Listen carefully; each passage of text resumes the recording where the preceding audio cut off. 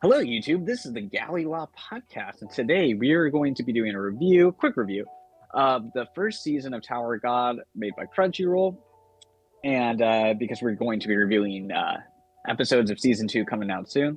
So please like and subscribe. If you have not, leave a comment on your thoughts on our review on Tower of God. And please no spoilers ahead because very new. So we're going by the anime. I'm Akainu Fanboy, the other guy's Geboss. So starting it off, so Gboss just watched this past week basically, and then I binged it in 2 days.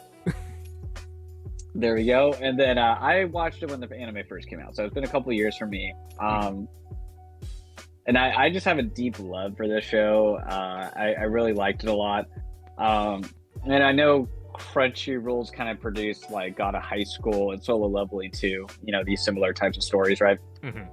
But I'd say Tower of God's easily my favorite out of the three. I like the feel of it. I for sometimes it kind of feels like I guess it would be Korean, right? But like a Korean feel of like Kingdom of Hearts a little bit too. You know, it's just kind of like you have all these levels you have to go through. You know, you have your friends and allies. You know, feels like very much like a video game in a lot of ways. You know. Yeah. Just love the characters. I love the plot. I did like the animation a lot in season 1, and also I will say I absolutely love Kevin Penkin and the music that he did for this. I thought the soundtrack is incredible, and I was listening to it. I've been listening to it consistently since I watched season 1, and he's going to be doing the music for season 2 as well. So I'm pretty excited for that. Yeah. So, what were your thoughts? So I'm relatively new to like manhwa and the adaptations of it. Like the first one I ever really was exposed to was Solo Leveling, which we did on this channel. And I was kind of thinking like, oh, is this really all that manhwa is? Because it was just kind of like a power fantasy type of thing. Like I wasn't really too drawn into it. But this was kind of like the exact opposite. Like I really enjoyed the world of this, and all the different characters, and just the different designs too. Because like you have all the regular humans, but then you have Rock and Anak and the lizard people, and like they don't really address it. I do kind of hope we learn more about that, but in terms of character design, I thought was really good, and I love the art style of this too. It's like it's great. Yeah, I don't know how to describe it. It just looked really good. Although I think they switched animation studios for season 2, so I haven't watched season 2 yet, so I'm kind of wary about that because I really like the animation, the design of everything. But I also really liked all the characters in this. I actually enjoyed all the side characters more than Bomb and Rachel, who are supposed to be like the main characters. But they add so much flavor to everything. They do. Yeah. But yeah, I was pleasantly surprised by this. Yeah, I didn't really have expectations going to this, and I think that's what helped with that. I am still kind of confused though. We can talk about this now, I guess. About like the outside world, outside of the tower. Because it seems like everyone was just kind of plucked out of the world. But they don't really go into great detail about what the outside world is like. If it's it seems like medieval because they're still using like swords and all that. But what about you? Were you curious about that or not really? Yeah. So from what I can glean from the first season, because people comment, you don't know anything about this series. Okay, well, no, it's because I don't want to spoil it. Okay, so I'm just like going off of like season 1, you know. So you can see it's a very oppressive, hierarchical type of society, you know. with a lot of this, so obviously you have Ho, where his whole clan got wiped out and they took all their horns and everything. Yeah. You see Serena, who's like starving, and they're like thieves and everything, and they just get butchered away by a oh my gosh, by one of the Rankers. Yeah, the Rankers. Yeah. Okay. Yeah, and then so, yeah, that's right. So you get and it seems I did see season 2, episode 1 of Tower of God, and it seems like it still tends to be a medieval world with just more magic rather than technology. So that's the vibe I've been getting from everything. Yeah. So I like the medieval aspect too. I think it's cool. Like you do see some technology here and there, but it seems the weapons they do is like, like the weapons is medieval and magic and all that stuff, which I like a lot. So it's cool. I mean, I kind of expected to have maybe like the first episode or the first half of the first episode kind of like establishing like Bomb and Rachel outside of the tower, and then they kind of get whisked into the tower, but we don't really get that. It's just straight away like boom, you're in the tower. I like that though, because I think it adds another degree of mystery around this too.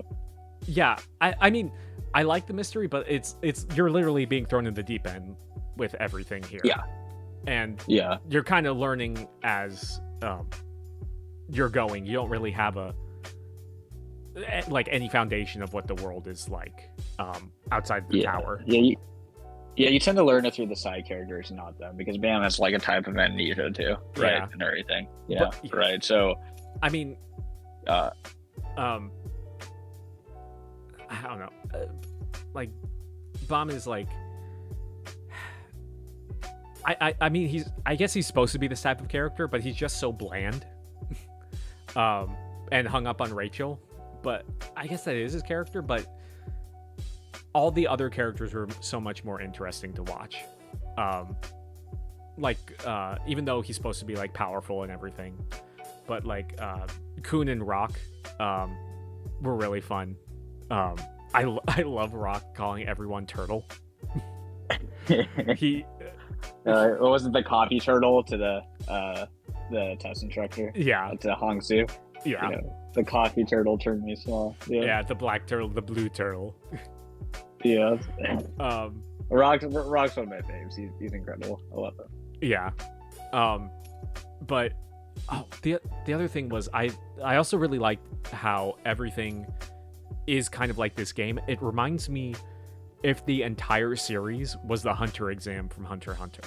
Like it's just all these different tests. Except you like these characters and connect with them and care about what happens to them. I mean, you're a notorious Hunter x Hunter hater, so. Yeah, I'm just saying that there's a lot of great parts. It's just you don't have emotional connections to any character that's not Killua and Gon. But that's just me. I mean, I disagree with you there, but I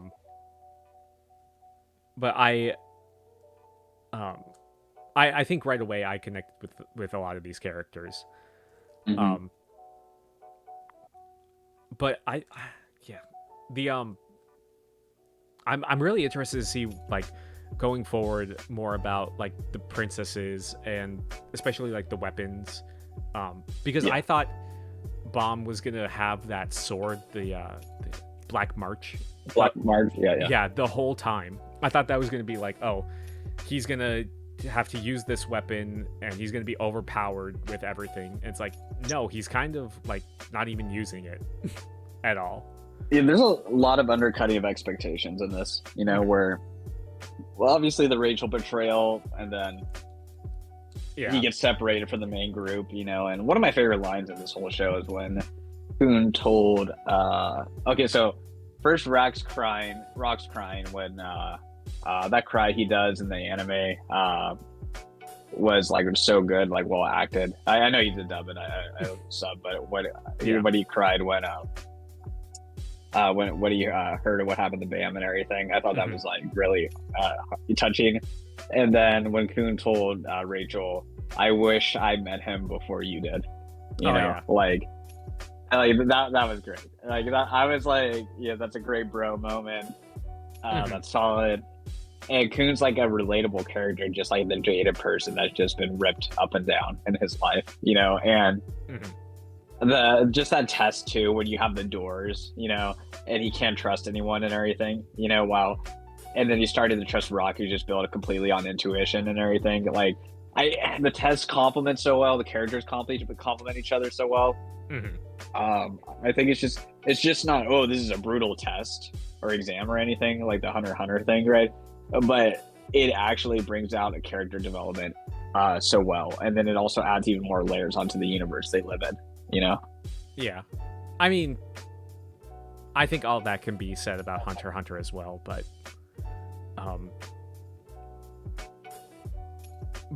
pertaining to the exam specifically, but yeah, I was kind of surprised that it wasn't all like battle royale, because that was the first thing that we saw. It's like you have to eliminate half of you so that there's only 200 left. And then I thought it was going to keep going down, but no, they got put into teams, and then they have to learn to work with each other, but betray each other. Well, yeah, I was gonna say it kind of brings, like, they're building all these relationships now, and wasn't it Ho who said, like, oh, why would I consider you friends? We're competitors to reach the top of the tower. Yeah. But okay, so I don't know if I'm misunderstanding it, but so multiple people can reach the top of the tower, right? Yes, there have been multiple people who have, and I believe those are the rankers. Yeah. So, I mean, is it only like one? Would you call this like a class or something, or like this group? Is there only like one person in this group that can go forward, or could they all potentially reach the top? You know what I'm saying? Yeah, and I'm not sure. I think it's kind of ambiguous, at least where we're at right now, in a way. Yeah, because I was like, why doesn't everyone just kind of, or unless one person only gets one wish? Like, yeah, because they make it sound like they wanted to carry Rachel to the tower. Like, this is our goal. Yeah, the top, right? Yeah. Yeah, you know, so... Yeah, but again, like, okay, don't dunk on us, people, for not knowing, because we're not going to, you know, we're just going on by the anime right now. So, yeah, but... But yeah, that was one of my thoughts. Say...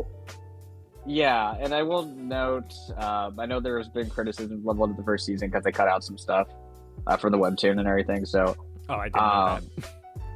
Yeah, there was a lot more parts to the ground game and everything. So, which is sad that it didn't make it. But I'm just operating off of what I know. So, right now, and everything. So, might be worth reading one of these days, for sure. But, yeah, but I love the instructors, too. I love Quant. I love Leoro, the test instructor. Yeah, and then when sorry, I'm blanking on the Royal Agent of Jihad's name. I'm sorry, it was like a low Pope. Yeah, sorry for all the you know, butchering of the names. Pronunciations.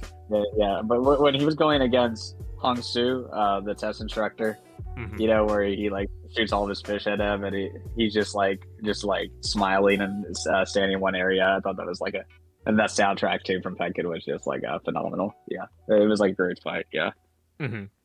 Yeah, I was surprised that the instructors like stuck around as long as they didn't had as much personality. Because I'm interested to see what Lororo and Quant are gonna do. Now that they've quit at the end of the season.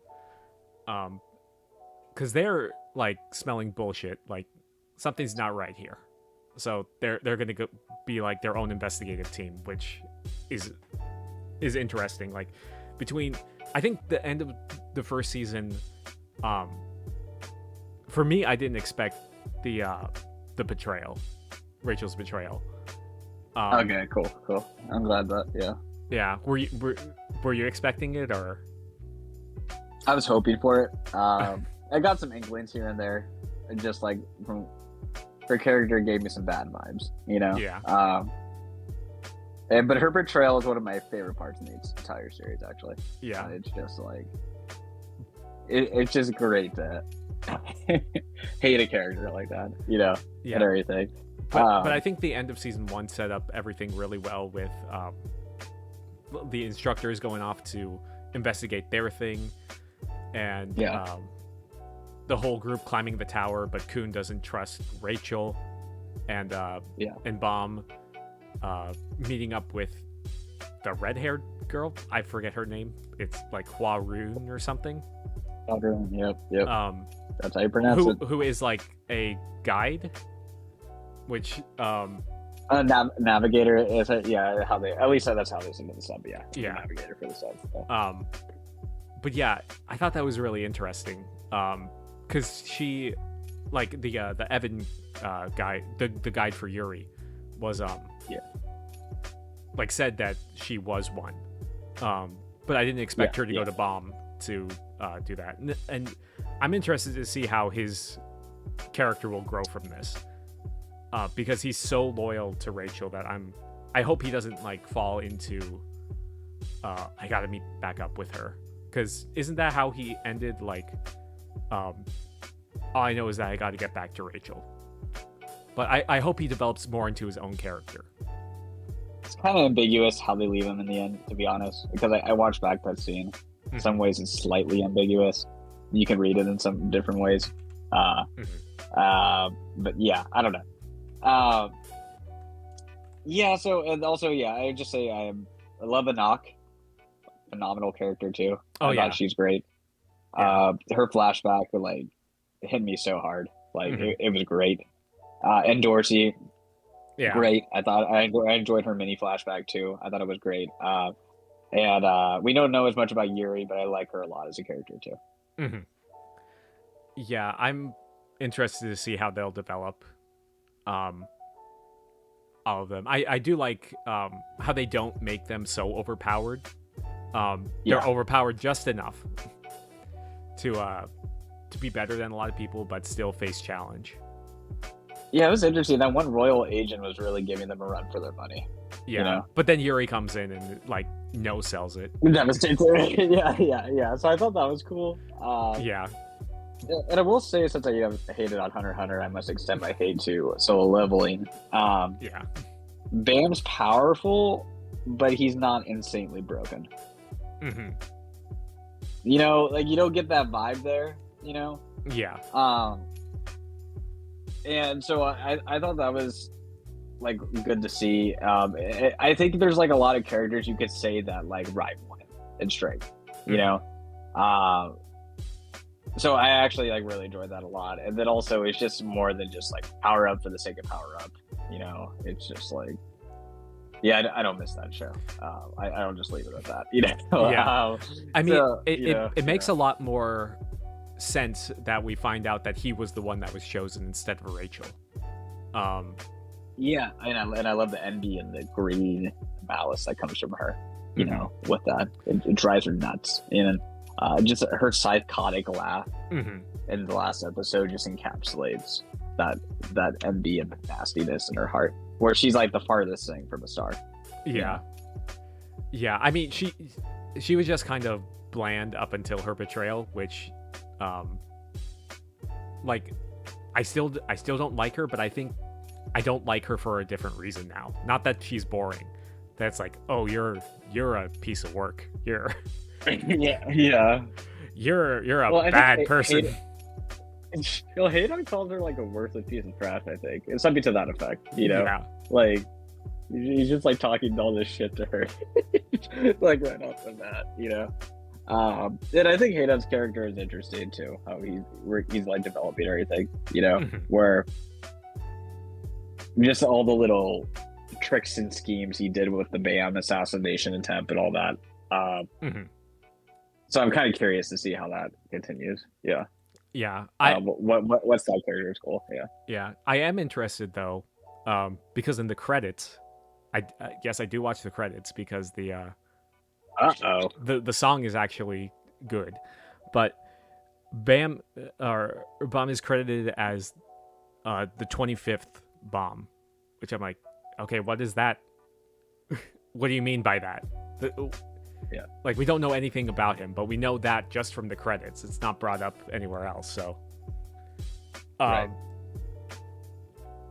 But yeah, I'm interested to learn more about his backstory, and because Right. him and Rachel seem to have like grown up outside of regular culture. Like didn't they say they were under the tower or something? I think so. Yeah. When you see them, they were like in a big stony, underground place. Yeah. Yeah. Bomb was underneath like the bedrock of everything. So. Yeah. Yeah. His poetic narrative symbolism, cool stuff. Yeah. But yeah, I mean, this show exceeded my expectations. What I was thinking of it. And I'm looking forward to watching season 2. Let's go. Yeah, I am too. So please like and subscribe, everyone. Leave your thoughts below on season 1. Nothing for season 2 or anything further, because we're just gonna go episode by episode. So we appreciate it, and we'll see you guys soon. We'll have a Jujutsu Kaisen review coming out soon, and the next One Piece chapter review. All right, guys, we'll see you soon. Peace. See ya.